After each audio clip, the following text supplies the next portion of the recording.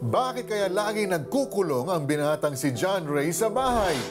Si Herman ang pinakabatang kubrador ng huweteng sa kanilang lugar. Bukod yan, sugarol at adik pa. Di na kontento, nagbenta pa ng armas. Mga kwento na ang dulot ay tagumpay at pagbabago. Lahat yan dito lang sa The 700 Club Asia. Susunod na. 10 taong gulang si Herman nang maghiwalay ang kanyang mga magulang dahil sa pambababae ng kanyang ama. Naging magulo ang sitwasyon ng kanilang pamilya, kaya minabuti ng kanyang lola na siya ay kupkupin. Ngunit sa halip na mapabuti, nagdulot ng masamang impluensya sa kanyang murang edad ang kapaligirang kinalakihan sa poder ng mga kamag-anak. Dahil mayroon mga nagsusugal doon, ako na yun na nagkubrador na ako. Ako po ang pinakabatang kubrador ng araw. Siguro mga 9 years old ako. Hanggang sa lumalaki na ito na dumating na yung point na nagsisimula na ako matutong mag-drugs. Mula sa kinikita sa pagiging kubrador ay nakapag-ipon si Herman. Sapat upang suportahan ang sariling pag-aaral at tapusin ang elementarya. I signed Proclamation number 1081, placing the entire Philippines under martial law. Matapos ideklara ang martial law sa Pilipinas, nahinto ang sugalan sa bansa. Nawala ng pagkakakitaan si Herman, kaya nagawa niyang kumapit sa patalim. Nagawa niyang mag-akyat bahay at magbenta ng baril upang sustentuhan ang lumalalim na adiksyon sa droga.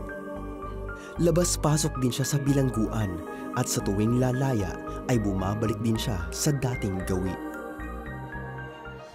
Nag-take ako ng syrup, tapos iminom, marijuana. Pagtingin, wala na akong makita sa paligid ko. Sabi ko, anong nangyari? Wala na akong makita. Hanggang sa tumingala na lang ako sa langit eh. Kinausap ko na ang Panginoon eh. Humingi na ako ng tawad. Sabi ko, Panginoon, ayoko na, hindi na ako ulit. Sabi ko, ayoko na uli mangyari. Hanggang sa unti-unti nagliwanag na. Nagkaroon na ng nagliwanag. Hanggang sa ina nga, pinakita na sa akin, Lord, yung rutinaryong buhay. Yan ba ang buhay? Pagising mo sa umaga, inom, tapos marijuana, alak, hanggang sa 2:00 ng madaling araw, tutulog ka, pagising mo. Kaya kapag matutulog na ako, iisip ko, baka hindi na rin ako magising. Sa gitna ng pagnanais na magbagong buhay, ay nasumpungan ni Herman ang isang programa sa telebisyon. Napanood niya ang kwento ng isang taong binago ng Diyos at naikumpara ang buhay sa kanya.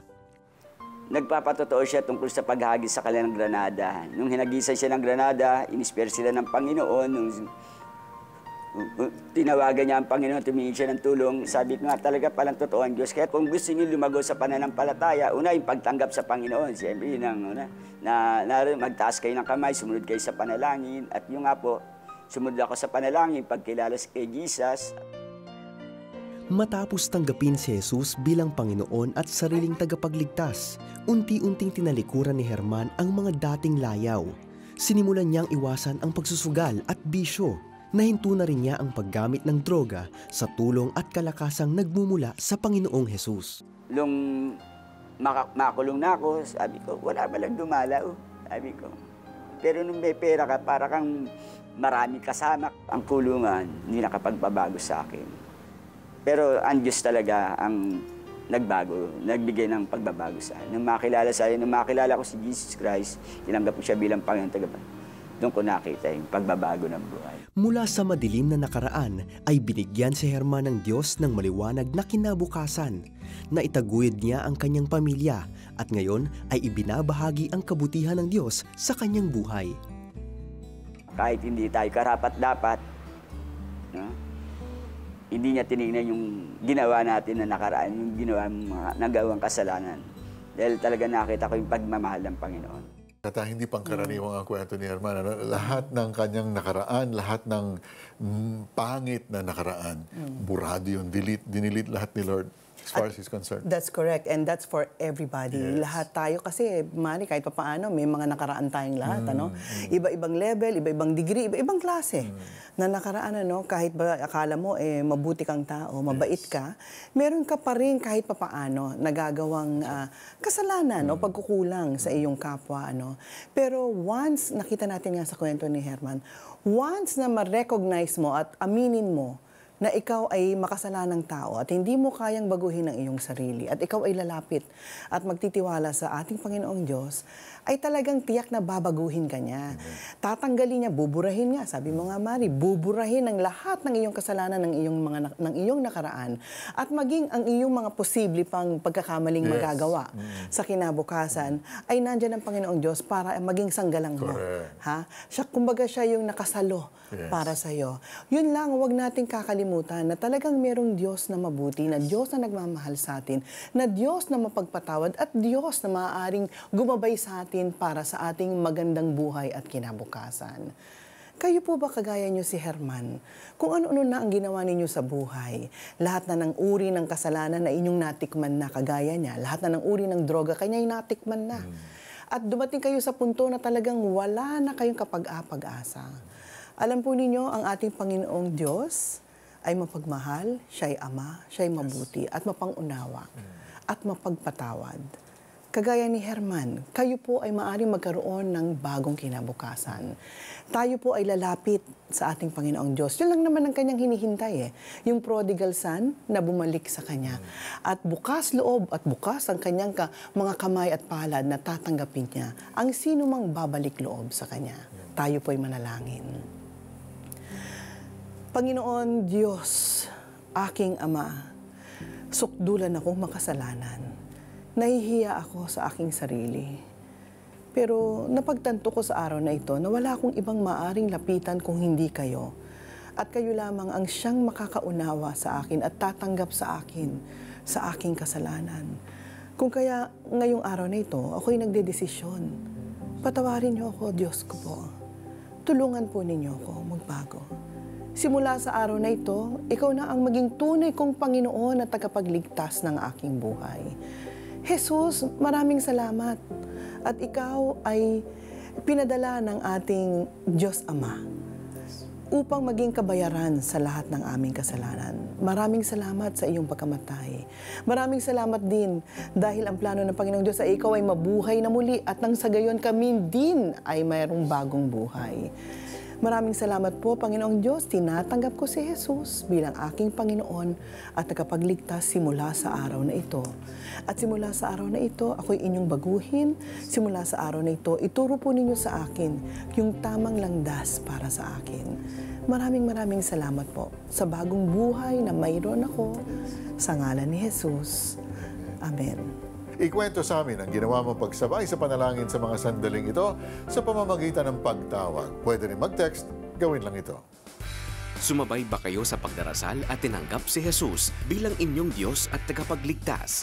Ibahagi nyo naman sa amin. Please text YES space The 700 Club Asia at ipadala yan sa aming smart number 0949-888-8001 at Globe 0977-805-6915 at Sun number 0925-300-3000. With us on the show is the Associate Pastor of New Life Alabang. He is one of the founders of Jesus Festival, an annual event which features local and international speakers delivering inspirational and transformational messages. He's married to Mylene and has two wonderful children. Let's welcome Pastor Josel Evangelista. Pastor. Hey, how are you? Pastor Josel and I go way back. So. Yeah, I know. way back. But Pastor, you came to Christ at a very early age, you know? Yeah. And there's a lot you've gone through, there's a lot you've experienced. Ano bang mga challenges that are faced by men nowadays? The most difficult challenges? Well, I think one of the most, pressing need for men nowadays is their understanding of their identity. Because out of identity, you will get your purpose, you will get your meaning, your identity actually in God. He was the one who created us, and understanding who we are in Him is a key to solving a lot of things.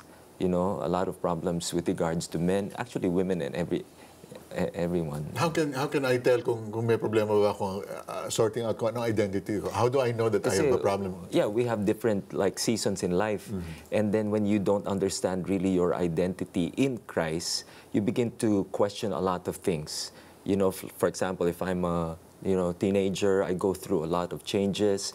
And if I'm a young adult, I'm faced with a lot of problems in terms of future, fears and worries. Tapos lalo na, pag may asawa ka na, may anak ka na, the one thing that anchors you is really your identity, understanding who you are, understanding God loves you, understanding what Jesus has made, has done for your life. And so, so it's a key, really. So anong unang hakbang na pwedeng gawin ng isang lalaki na understands, may problema yata kung understanding Actually, my identity? there are two things there. Number one is to have really revelation. Understanding revelation, understanding kung sino ka sa Panginoon, kung paano mo, having a relationship with the Lord and growing. And it's not just by name that you're a Christian, but understanding really na growing in that experience with Him. And the second thing is having relationships. Because I believe nowadays, we lack godly fathers, models. And so having quality relationship, godly relationships around you, will bring you an understanding of who you are. If they understand purpose and meaning, yung mga tao nakapaligid sa'yo, ang laking impact yun sa buhay mo eh. So really, revelation and relationships are key for us. Yung tamang barkada, in other words, sa madaling salita. Association, barkada, yung mga tao nakapaligid sa'yo, right association, people, importante yun eh. Okay. Yeah. Ano yung isang characteristic ng isang lalaki na ang pinaka-importante to be able to achieve that destiny? I think one word, and may acronym to eh, HOT. H-O-T? H-O-T. Ibig sabihin, humble. Tapos O is open. Okay. Tapos T is teachable. Isa-isa natin. Oo, humble, yung being, actually pare-pareho yun. Pero yung humility, na you're open to God, and hindi mo kakayanin. Kasi as men, meron tayong notion na kailangan, kaya ko lahat. Diba? Macho ko. Diba? All those things. Pero really, we were born to really seek God. We were born to, to worship God. And so part of that is really trust. And it starts with you being humble. Yung being talaga, Lord, hindi ko kaya to. I need to understand more. Please show me. So isa na yun. You were saying we were born to know God. Yeah. So if I don't know God, alam ko may problema na kagad. Malaki na yun. Kasi He was the one who, designed us. He created us. And may purpose siya, but create tayo. So kung mali yung perception natin, kung di natin kilala tayo, mahirap na. Okay. H, humble. O, open. And Just T? being open, and T is teachable. So Teachable. hot. Diba? Ayun. All right. Tell us about Jesus Festival. Paano nag-umpisa ang Jesus Festival? Years ago, mga siguro 7 years, we've been doing Jesus Festival for 7 years na eh. Ang heart nun is really, to celebrate nga Jesus. Because at the end of the day, wala namang iba kundi si Kristo eh. And we are because of Him. Ang tagline nga namin dyan is, who He is, what He's done, and who we are in Him. So it's a 2-day celebration. Nandun pa rin yung HOD. Yun pa rin, oo. So it's a celebration talaga kung anong ginawa niya, kung sino siya. And I believe the churches that would come together, and it's open to the body, pastors, leaders from different denominations, as long as you love Christ and you want to know more of Jesus, you know what? Come together and just lift Him up and grow together, have fellowship, pray, all these things. So it's just simple. So yan ang mensahe ng Jesus Festival Yan this ang year. mensahe. It's all about Christ because at the end of the day, it's all about Him. Okay, amen. We'll give you a chance to invite our viewers to watch, to attend Jesus Festival. Yeah, please don't forget, Jesus Festival is coming March 22 to 23 at SMX, Mall of Asia. It's going to be fun. It's going to be just uplifting. And alam ko, mabibless po kayo. But may charge ba, Pastor, to get in? It's 1,000 pesos for 2 days. And kasama ng 1,000? Kit, being there. And we're expecting a lot of pastors from different parts of the nation and international guests coming together. All right. Thank you for being your first time. Yeah, my first time. Sana hindi. Kailangan ulitin. Thanks again, Pastor. God bless. Thank you. Thank you, Pastor Giselle. We have more stories to share with you when the 700 Club Asia returns. Do stay with us. The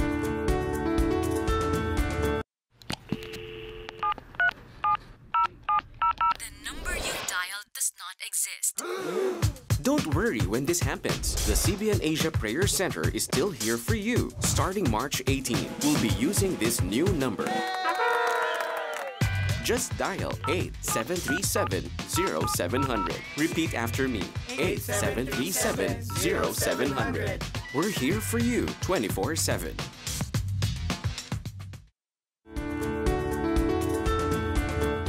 Kung ikaw ay nangangailangan ng makikinig sa iyong pinagdaraanan, narito po ang aming mga trained prayer counselors, 24/7 Prayer Center para po sa inyo. Kayo ay kanilang pakikinggan at bibigyan ng payo mula sa Biblia. Kaya tawag na. Nasa screen po ninyo ang mga numero. At kung kayo ay nasa ibayong dagat, pwede nyo ring makausap ang mga prayer counselors sa pamamagitan ng Skype at Facebook Messenger, ang IDI The 700 Club Asia. Sila ay handang samahan kayo sa inyong pinagdaraanan. Alamin ang mga bagong kwento at episodes na mapapanood ninyo sa programa sa aming Facebook fan page. I-type lamang ang keywords The 700 Club Asia at i-click ang like icon. Malaya din kayong mag-post ng inyong mga komento at suhestyon sa aming wall. Follow us also on Instagram and Twitter. Muling balikan ang mga kwento na nagdulot ng pagbabago sa inyo sa cbnasia.org/media center. Matatagpuan din dito ang mga inspiring articles na magsisilbing gabay ninyo sa pagbabasa at pag-aaral ng Biblia. Gawin ito anumang oras. Madalas ho nahahantong sa depresyon ang marami sa atin sa tuwing nakakaranas tayo ng matinding pagkabigo. Ito ang nadama ni John Ray nang malamang di siya pumasa sa nursing board exam. Sa tindi ng kanyang kalungkutan, di na siya lumalabas ng bahay. Ano kaya ang kahahantungan ng mababang pagtingin na ito ni John Ray sa sarili? Paano niya ito malalagpasan? Pakinggan natin ang kanyang kwento. Masugid na tagapanood ng The 700 Club Asia si John Ray.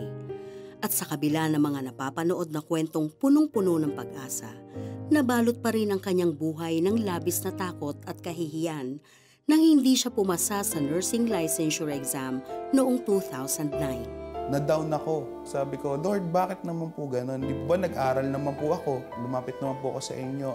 Pero ba't ganito po? Hindi ako lumalabas ng bahay for almost 1 week.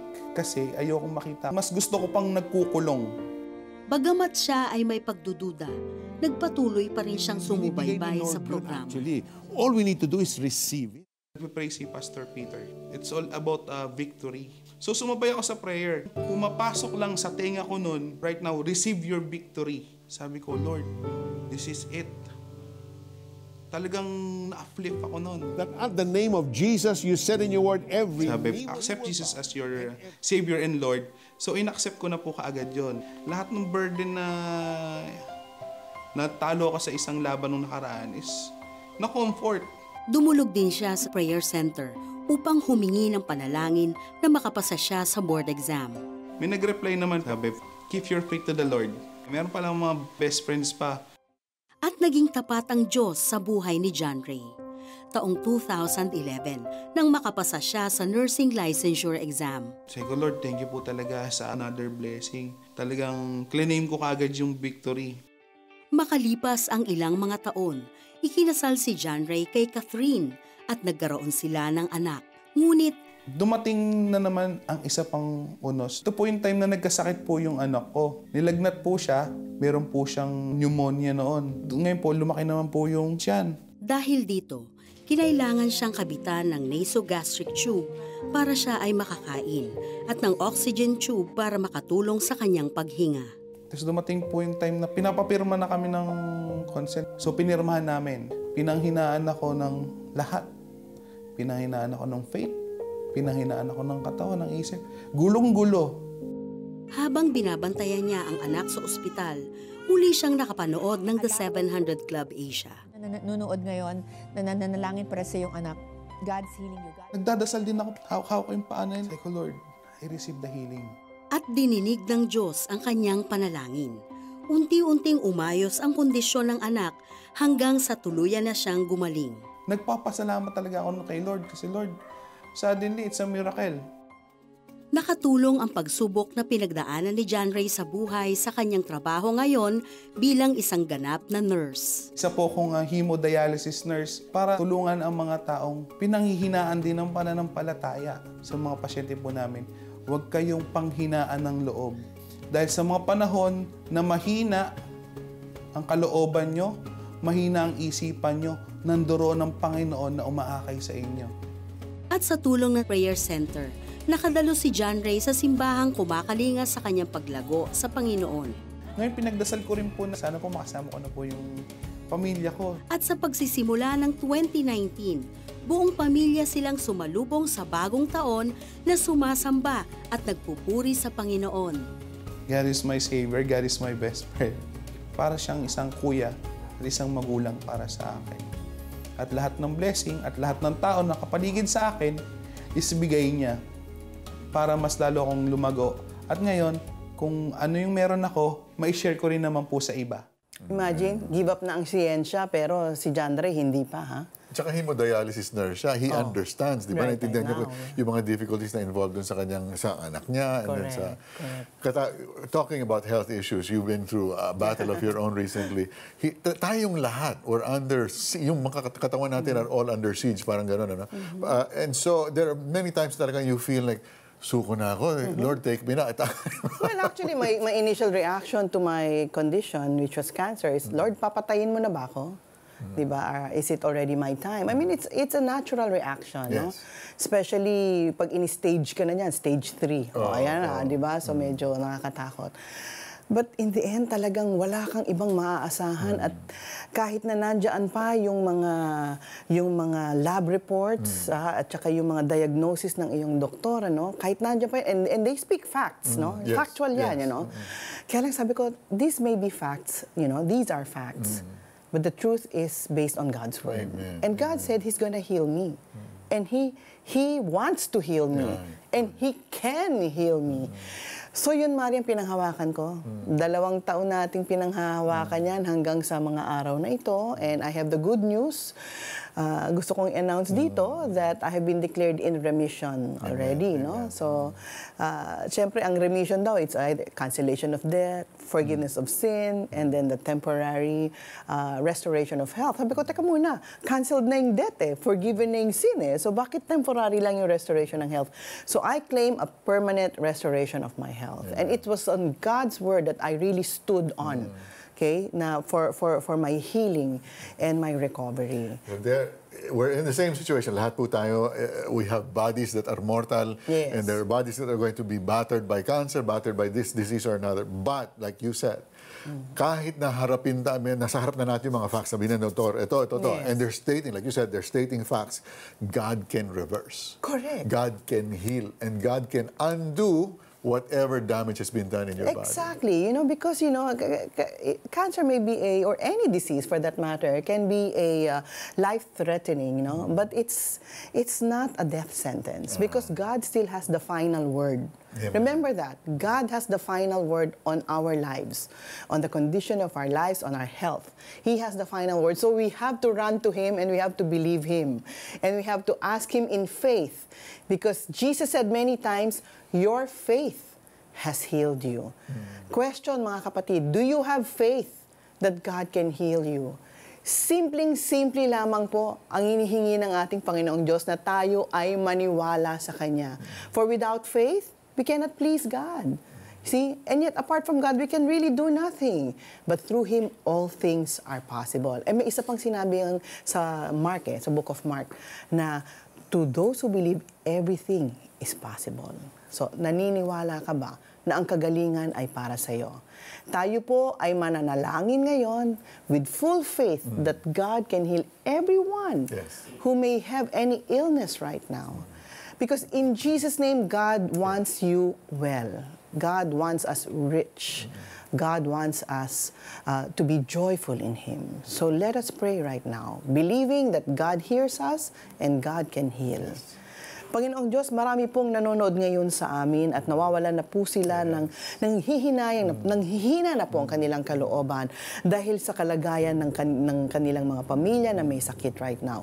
But God, You have healed many times and every person that approached you, Panginoon Diyos, hindi mo sila tinatanggihan. So in Jesus' name, by faith right now, everyone, raise your hand to the Lord God, Almighty, Healer, Sovereign King, and say, Father God, I believe you can heal me. I believe that you can heal my child. I believe that you can heal my loved one. So in Jesus' name, pinapasa inyo ko na po ang aming kondisyon. Maraming may pneumonia ngayon, bata, matanda, at kayo'y nahihirapan, and some have resulted in death. But for you who believe right now with pneumonia, pagagalingin ka ng Panginoong Diyos, in the name of Jesus, just believe.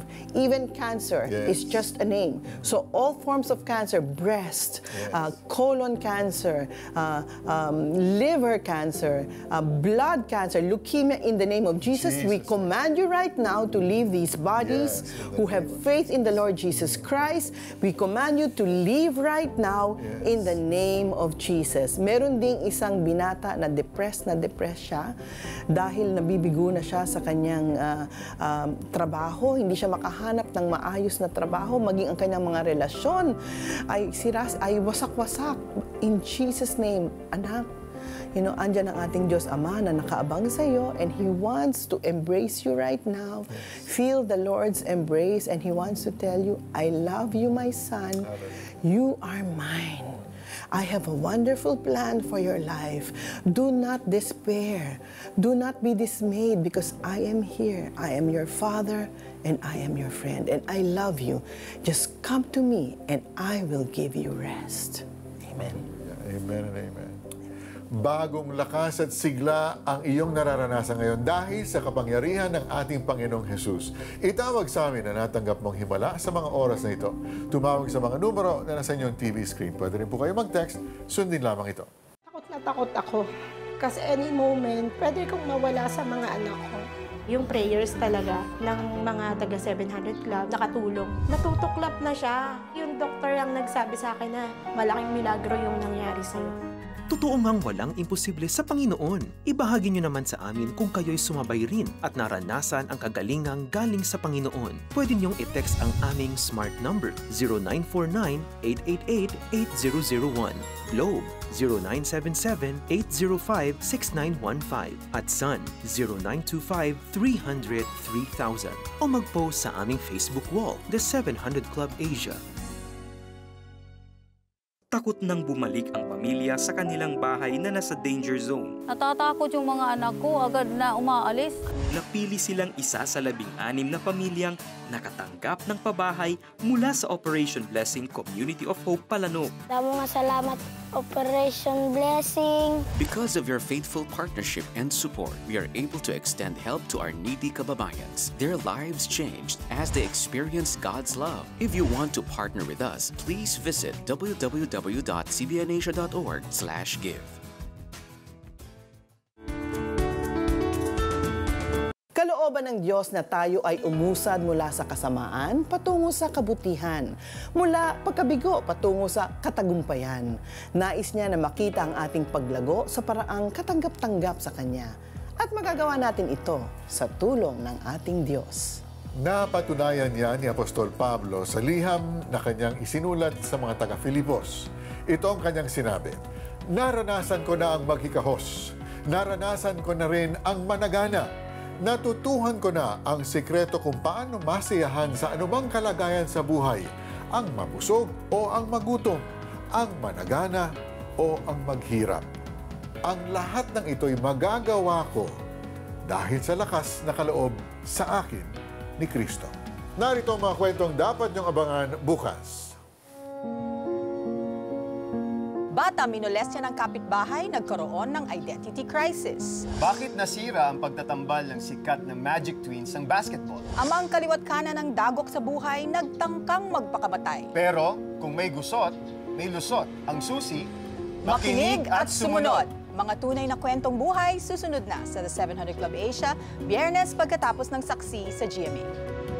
Samahan niyo kami ulit bukas sa panibagong episode na maghahatid ng pagpapala sa inyo. Same time, same channel. Laging isa puso na buhay ay gagaan kung si Jesus ang ating sandigan. Mahal tayo ng Panginoon. God bless you more.